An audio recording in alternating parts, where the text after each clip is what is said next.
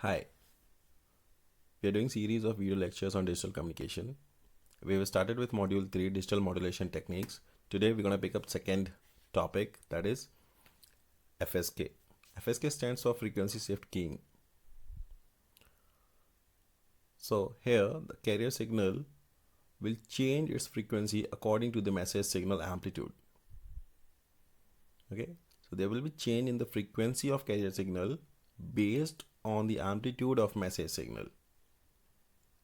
But as we know that information is going to be in binary bits, okay, and those bits has to be quantified in terms of some line code, and accordingly the carrier signal will change. So let us see the figure. If you can see the figure here, right, so the information is in bits as you can see here, 10110001, and then it is quantified in terms of a waveform. Okay, so the kind of code we are using, it is having two polarities, positive polarities and negative polarity. So I can say it is like NRZ polar, but actually it is not. It is the combination of two unipolar. Okay, one is having positive polarity and one is having negative polarity. So two polarities are combined together. Okay, two waves are combined together to form this kind of line code. Okay, we will be discussing more on this, so to get more insight of it. Meanwhile, you know that this is a high frequency sinusoid which is going to be the carrier signal, and when you combine both of them, when you mix both of them or do the product of this with this signal, you'll end up getting another signal, the third one, and that is basically your FSK, right? So what you notice here, whenever you have bit 1 as your input, you have increase in the frequency. From the normal frequency, it is somewhat increased. But whenever you have 0 as your input, bit 0, then you have a decrement in the frequency. Alright, so how the information, intelligence in the information is in the form of change in the frequency. Okay, depending upon the message signal, amplitude of the message signal, basically frequency of the carrier signal is changing. Okay, so the new signal that you get here, third one, this is called FSK. You can see sometimes frequency is more, sometimes frequency is less. Okay, so you have pictorial representation of FSK right now. Okay, let us quickly read the definition as well. It says that whenever you have bit 1, you have increment in frequency. Whenever you have bit 0, there is decrement in frequency of the carrier signal. Okay, now as I told you, ASK can be seen as the summation of two waveforms or two ASK wave. So ASK, we have seen the ASK. If you want to know more about the ASK, you can visit the video number 1 for module number 3. Okay, so you have a clear understanding of ASK. So two interleaved ASK, if you sum together, you will end up getting FSK. Okay, so let us say there are two ASK with different frequency. They will be summed together to finally give you FSK. Okay, so one time you increase the frequency of carrier signal and one time you decrease the frequency of carrier signal, and when you add, you will get an FSK, right? So if you notice the figure now, okay, you can see here the blue color one is forming a unipolar unipolar wave. You can see it here. It is having only positive polarity and 0, so there is only one polarity. Okay, if you have noticed now again in the figure, there is a red color one which is having only negative polarity and 0. You can say two NRZ unipolar waves combined together to form this kind of wave. Okay, so the basic line code that we're going to use for FSK is going to be NRZ unipolar. However, we're going to add two unipolar wave, but they are interleaved. That means they are at a distance. Okay, all right. So now we have this. How do we write it in the form of equation? You already know how to represent NRZ unipolar. signal. Okay, AK being the amplitude which goes, will give me either 1 volt or 0 volt. Okay, PT is the PT is the you know, the basic rectangular pulse. Okay, if you want to know more about how to write the signal NRZ unipolar NRZ signal in the form of equation, you can visit the previous video of module number 3, the first video. There I have described it, how to write it step by step. Anyway, so this is how the frequencies are there. F1 is a higher frequency and F2 is a lower frequency. This is a baseband signal. It comes, the complete description about this is in module number 3, first video. Anyways, so you can see the blue wave, if you focus, it is either 1 volt or 0 volt, right? So that amplitude is represented by A of AK. AK is a variable which is either 1 volt or 0 volt. Okay, here it is. And each of this bit here, okay, is represented by this PT. Okay, if you can notice. So PT, and the bit duration of each is given by TB. Alright. So this is how you write the message signal. And if you multiply that with the carrier signal, you'll get one of the ASK waveform. Okay. Yeah, you can see there are two waveforms, first waveform and second waveform.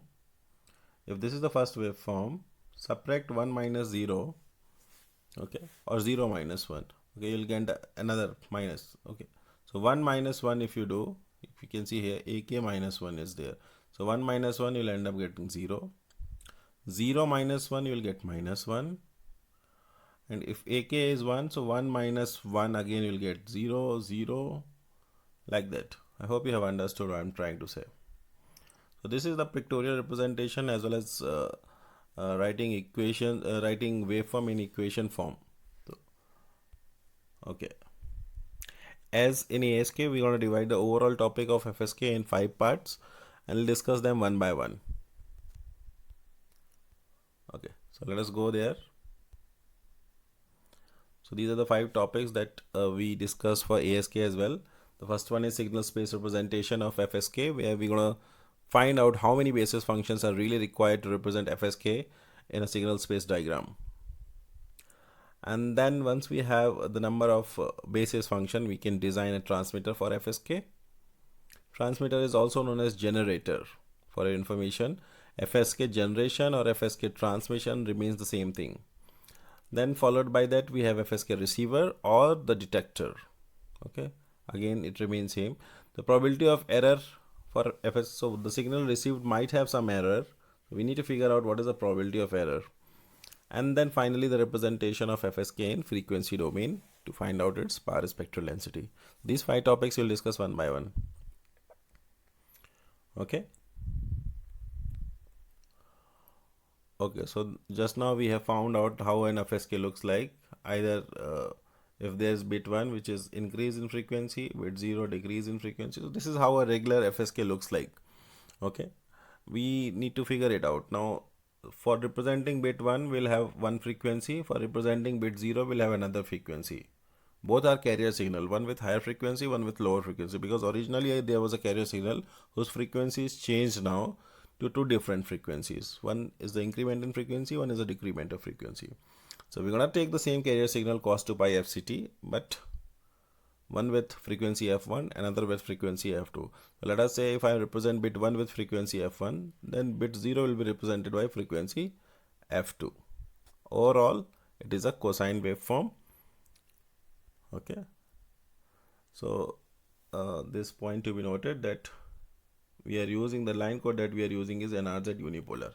Okay, so bit 1 is represented by root of 2 EB by TB cos 2 pi F1 CT. So you can see here, the important thing to notice is the frequency that I have taken for bit 1 is F1T. Okay, and in place of amplitude, how this twice of EB by TB came in actually, this you can see in the first video of module number 3 under the topic ASK. Okay, so we have represented bit 1 To represent bit 0, okay, so this is bit 0. You can see we have used another frequency. To represent 0, okay, so it's lower frequency, right? So I have used another frequency f2. So both the signals are entirely different. In fact, you cannot, you know, indicate, or you cannot represent signal 2 in terms of signal 1 or vice versa, because both are having different frequency. They are different signal. Okay. EB is the energy and TB is the bit duration of signals. Okay. Since both the signals are not at all dependent, we need two basis function. As I told you, if S1 and S2 would have been dependent on each other, one basis function would have been enough to represent both the signals in signal space. But since you have only both the signals are independent of each other, you need two basis function to represent both the signals on signal space. Okay, so same thing has been mentioned here. You can read it. Since they are linearly independent, okay, so you need two basis function, phi1 and phi2. So your signal space diagram is going to be two-dimensional because you have two basis function. Okay, in order to represent signal as a linear combination of basis function, we have synthesizer equation, right? This we have used for ASK, and this will be used for the further discussions as well. So this is a synthesizer equation. Okay. Now you can see here the RHS SIT. There are two signals for bit 1 and 0. So I will go from 1 and 2. So I will go from 1 and then it will change to 2. And similarly here n are two basis function, phi1 and phi2. So n value will be 2. So you will have two terms in the RHS as well because there are two basis function. Okay. So I'm going to put the values of I and n. If for different value of I and n, I'll get two equations. If I put I is equal to 1, okay, and n is equal to 2, okay, I is equal to 1 and n is equal to 2 here, so I'll get SI1 means S1T, S11, phi1T, S12. So because J will go from 1 to 2, I have put n is equal to 2 because there were two basis function, phi1 and phi2. Similarly, if I put I is equal to 2 and n is equal to 2, I'll get equation number 1.5. So we have two equation 1.5 and 1.4. So in these two signals S1T and S2T are represented as linear combination in equation 1.4 and 1.5. Now we need to find out all these four values indicated here in red color: S11, S12, S21, S22. S11 and S2 are rather easy because they are root of energies of signal 1 and 2. But S12 is the projection of signal 1 on basis function 1, and S21 is a projection of signal 2 on basis function 1. Okay. So we need to find out all of it. Now S1T and S2T are orthogonal to each other. In ASK also we have established this, that S1 and S2 are orthogonal to each other. So the projection S12 and or S21 is going to be 0. Okay, so S12 is equal to 0 and S21 is equal to 0 since S1 and S2 are orthogonal to each other. Now what is S11? I told you they are nothing but the root of energies of the signal S1 and S2. S11 is root of E1. E1 or E2, both are bits, both have same bit duration. So the energies will remain same, root of EB for both. Okay. Now having all the four values, we'll set these four values in the equation and I'll get the equation in terms of basis function. This is what we will get. S1T is S11. What is the value of S11? Root of EB. So I have put here root of EB. You can see it more better now. S11 is root of E1. Root of E1 is nothing but root of EB. So I have put here.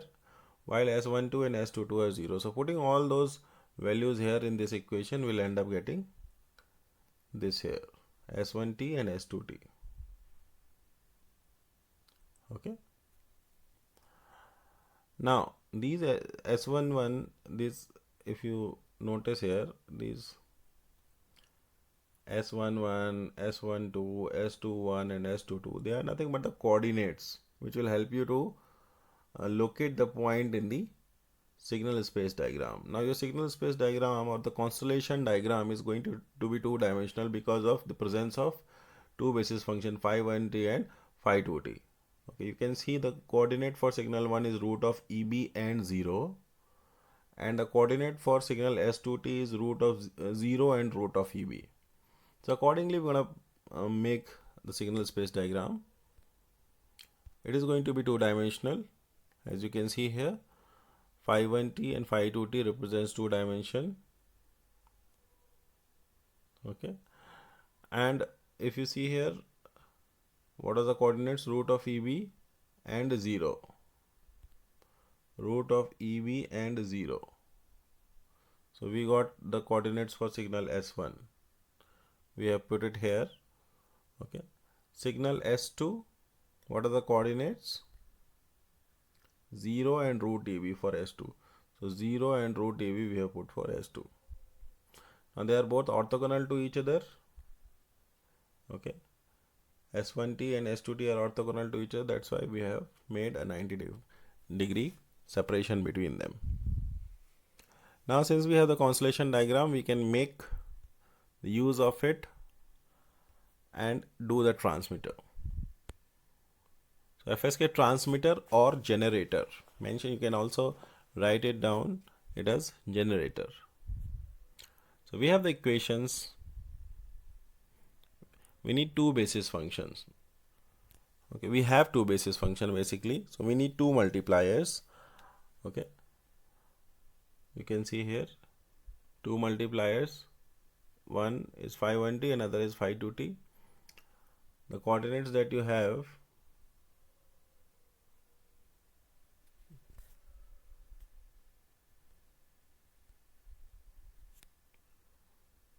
okay, so two basis function phi 1t and phi 2t, which is represented by two basis function phi 1 and phi 2. Now root of EB and 0 is given to them as input.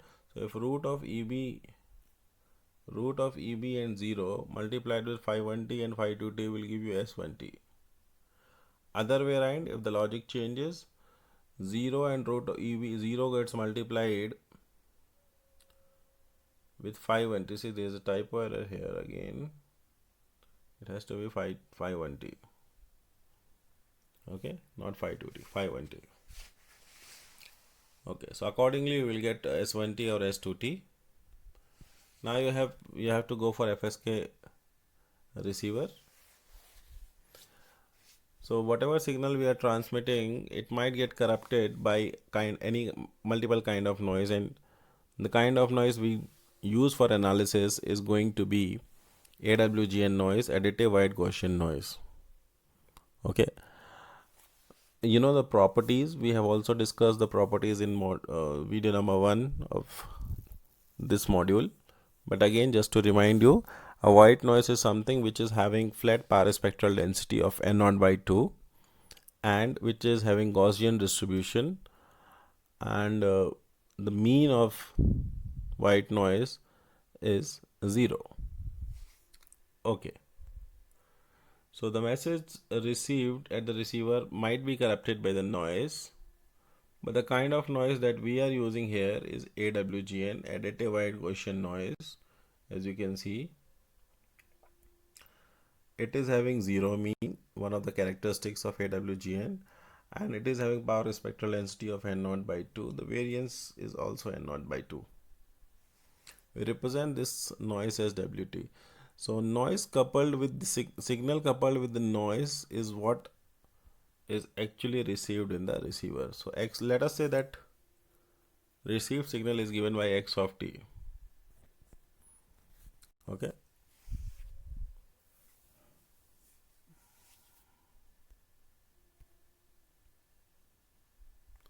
Let us say the received signal is given by X of t. Okay. So S of t is signal plus noise. Okay. Since there are two basis function,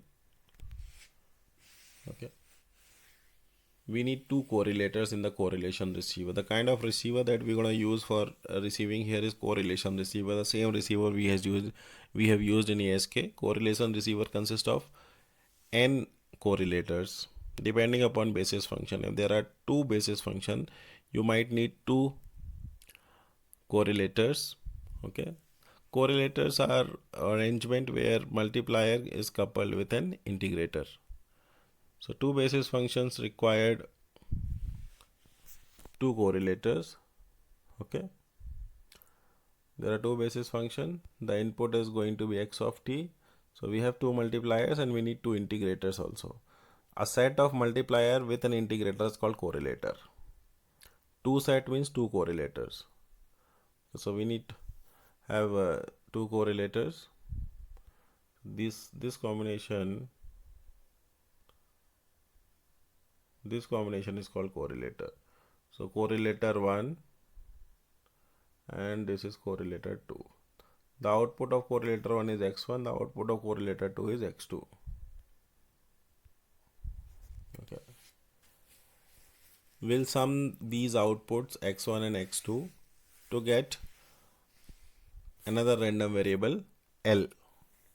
Now depending upon the value of L, decision device is going to take certain decision. Okay, as you can see here, L is going to be random variable because it is a summation of two random variables. So you'll end up getting another random variable. Depending upon the characteristics of this random variable L, the device is going to take some decision. Okay, we have to find out what is that condition. For that we need constellation diagram. What is x1t and x2t, if you can see here. Okay,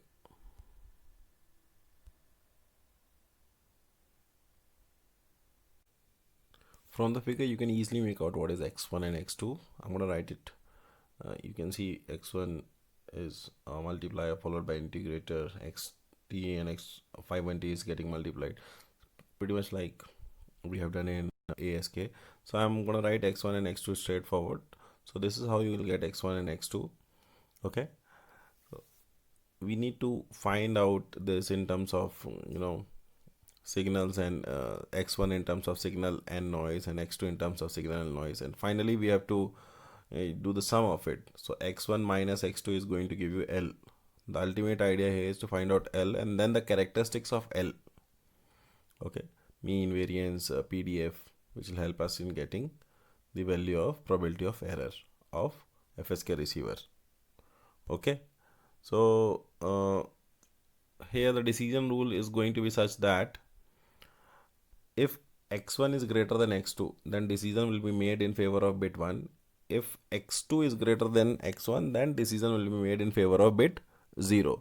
So if this is the constellation diagram, you see, if this is the constellation diagram that we had, okay, then we gonna create one boundary right from the middle. Anything which will fall in this area will be considered, the decision will be taken in favor of in this area, whatever will come out, the decision will be taken in favor of bit 1. Anything that crosses that boundary, the decision will be taken in favor of bit 0, because phi 1 corresponds to signal 1 and signal 1 indicates bit 1. Okay, now either you can use these conditions or you can use these conditions, anything is fine. Okay, here x1 greater than x2 will give you a positive, so x1 minus x2 you will get a positive number which is equal to L. Now let us go for probability of error. For probability of error, what we need to do is we need to find out x1 and x2 in terms of signal and the noise, and then subtract the x2 from x1 to get the value of L, and find the value of mean, variance and PDF of L. So these many things we have to do. These things are already known to us, that what is S1, S2, S21, S22, W1, W2. Okay, Anyway, so this was the diagram. These are, if you can see, these are x1 and x2. So one by one, x1 is xt into 520. Xt is nothing but signal plus noise. So I'm going to put the value into it. Okay. So if bit 0 was transmitted and bit 1 is received, then an error this is the scenario that we have. In order to figure out the probability of error in FSK, we need to find out mean of L, variance of L, and PDF of L. Now if you can see here, L is actually x1 minus x2. So first of all, our focus is x1 and x2. Once we get the value of x1, x2 in terms of signal and noise, we can get L, and then we have to find out these values of L. Okay, so what is from block diagram? Clearly x1 is this. In place of x of t, we can write these values. Okay, and separate the integral like this. So x1 can be given as, okay, x1 is equal to s21 plus w1. So SIT, in place of SIT, if I put S2T, because S2T means 0 we have transmitted. So this was the condition. So if I put S2T, I'll get S21 into 520 and WT into 520. So this can be written as like this. This is the repeated step. Okay. So this thing here can be written as S21 plus W projected over 5.1, so W1. So we got X1 in terms of signal and noise. Similarly, we have to do for x2. Now s21, as you can see here, s21 is a projection of second on first basis function, but s1 and s2 are orthogonal to each other. So s21 or s12 is going to be 0. So if you put 0, x1 is equal to w1. Similarly, we'll try to find out what is x2. In place of xt, again we'll write signal plus noise. Separate it. SIT means S2T, because we are taking a scenario where we have transmitted 0. So S2T is going to be 0. So in place of SIT here, I'm going to put S2T. Okay. Now S2T is projected over phi 2T, and this is nothing but S22. And the value of S22 is root of EB. If you can see here in the blue box. Okay. So we got the signal in terms x2 in terms of signal and noise. The value of S22 is root of EB plus W2. Remember, W1 and W2 is equal to W is equal to 0. That's not correct actually. E of W1 is equal to E of W2 is equal to E of W. E means expectation operator. Then it is going to be 0. Okay. So this condition here is kind of wrong. It should be with expectation operator, that E of W1 is 0. Okay, now since we have x1 and x2, what we can do is we can subtract x2 from x1 and get the value of L. So this is what L, finally L is equal to minus, if you can see here, L is equal to minus of root EV. So we got L, we'll find out the mean of L, variance of the L, PDF of the L. Once we have these values, we can find out the probability of error of FSK. Okay. So we have found out x1, x2, and if we subtract both of them, we'll find out L. Now, what is the mean of the L? Mean of L is equal to expectation of L, which is x1 minus x2. x1 value was 0, x2 value is minus EB. So E of minus EB, see expectation, this E here, if you can see here, this E is called expectation operator. We should not use curly braces, we should use square bracket. Okay. Anyways, so x1 value we have seen in the previous discussion, it is equal to 1, x2 is minus EB, so we have put it here. Now expectation of a constant is going to be a constant. Okay. Similarly, what is the variance? Variance is dependent on noise. Now we have two correlators, one having the output x1, one having the output x2, and both are equally likely. So the variances are directly added up and we have taken the average. the variance of x1 is equal to n naught by 2, and variance of x2 is also going to be n naught by 2. Overall variance is the average of it, that is n naught. Okay. Now PDF, with the help of mu and sigma square, we can easily find out PDF. The formula of PDF goes like this. This is the Gaussian random variable. You can see clearly here we have to provide the value of mean and the value of variance, sigma square. Mu and sigma square, if I put it here, I'll get PDF. Okay, so we have got the PDF, and we have considered this condition that we transmitted 0, and what will be the fate of this L, whether it will receive 1 and 0. So if you transmit 0 and if it receives 1, then there is error. That's what wrong decision will be made when S2T was that is 0 was transmitted, and decision is made in favor of bit S1. This is going to be S1T. This typo error, correct it. Okay.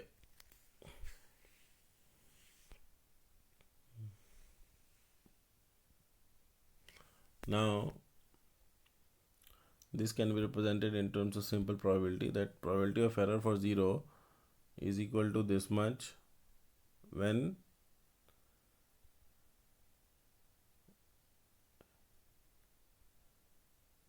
okay.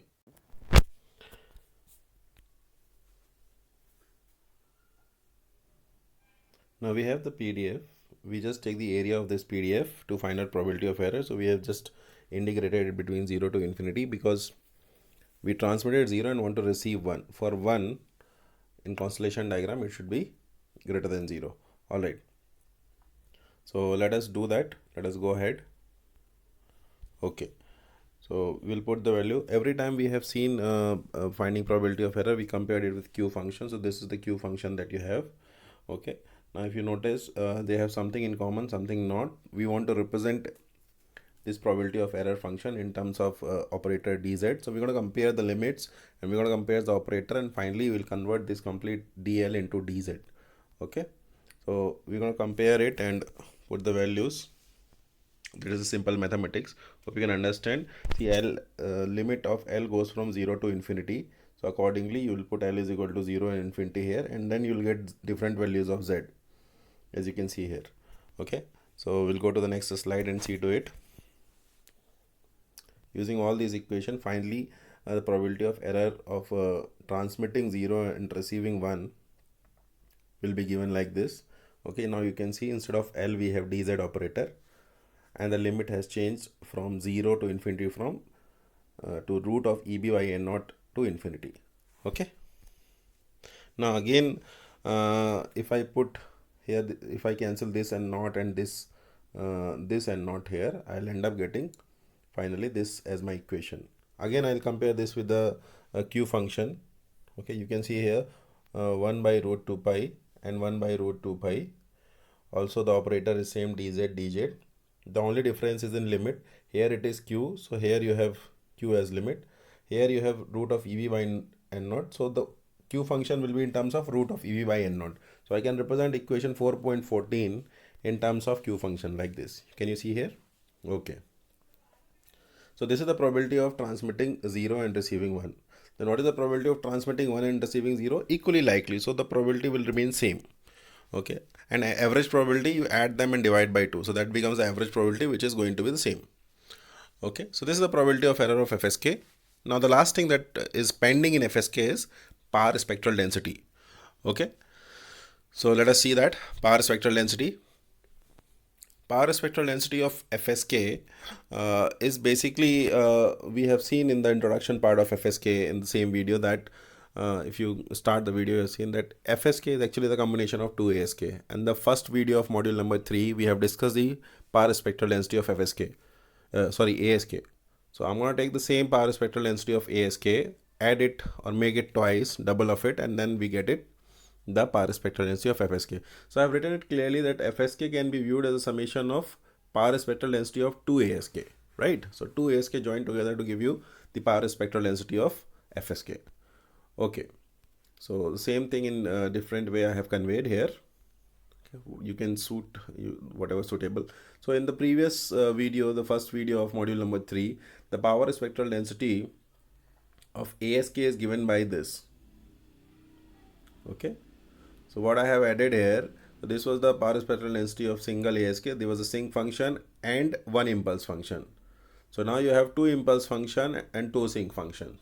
One is at frequency f1 of FSK and another is frequency f2 of FSK. In FSK there are two frequencies, right? Bit 1 is represented by frequency f1 and bit 0 is represented by frequency f2. Alright, so first of all we'll place the impulses.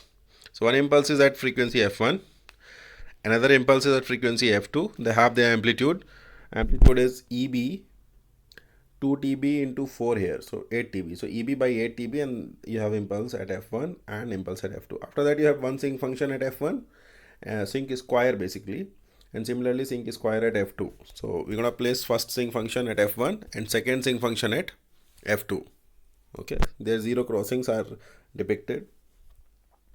Now in order to maintain the orthogonality here, they should be separated at certain fixed distance. Okay, so what is that distance? You can see here I have written, for orthogonality of carrier, the minimum separation between f1 and f2 must be 1 by 2 TB. So if the distance is 1 by 2 TB between the frequency f1 and f2, then the channel width is double of it, so twice by TB. So overall bandwidth is RB, you can see here. Okay, so that finishes your discussion about FSK. We have discussed into 5 parts. All right.